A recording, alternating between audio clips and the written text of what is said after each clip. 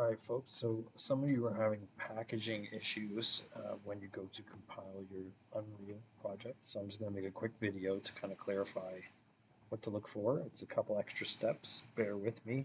Um, Hopefully when we get to the new version in the fall we will have less steps, but for now this is what we have to do. So you'll notice here, if you go down to your content, you'll notice when you pick Windows it has a like a yield sign with an exclamation mark on it, which is telling you, you can see down here it says allowed SDK versions installed dash dash, so this one is blank. Okay, which means now this may still compile for you, but if you do get an error, you probably get one that says unknown error ultimately. It's basically just usually a problem because we don't have this installed. So what we need to do is you need to go to Visual Studio, which you could just search by just basically, I just typed in Visual Studio, if I can even type. So 2022 is the new version, and I just go to the, let's see, download Visual Studio. We want the community version. The community version is for students and stuff like that.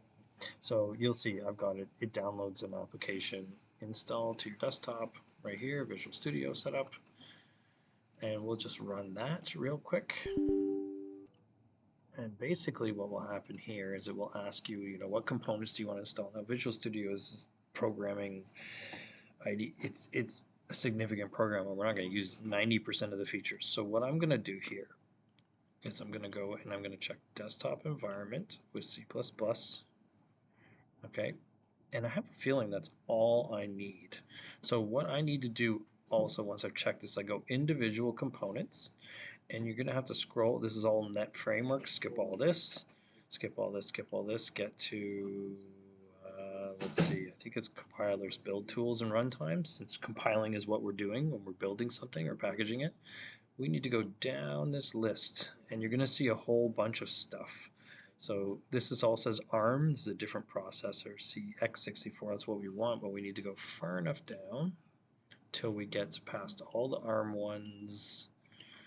And then we're looking for one that specifically is, I believe it's 1434.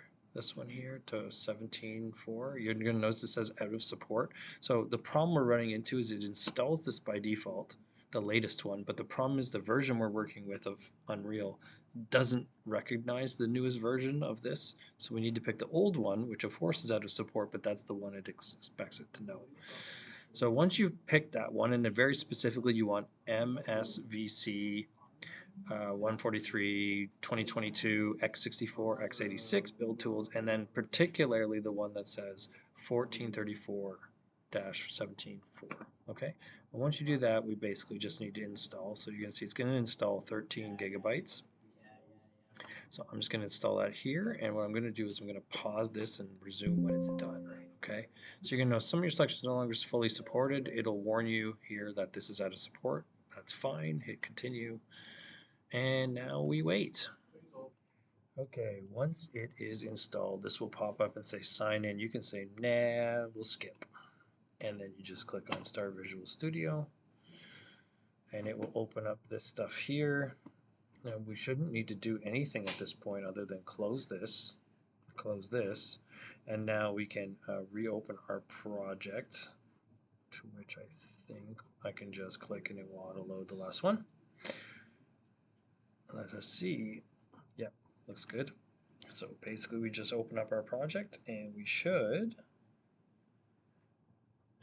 do.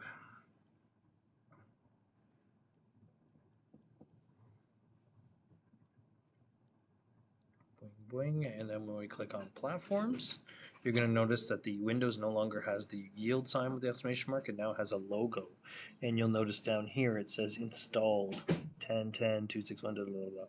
So that should be all you need to do to get yours to package properly.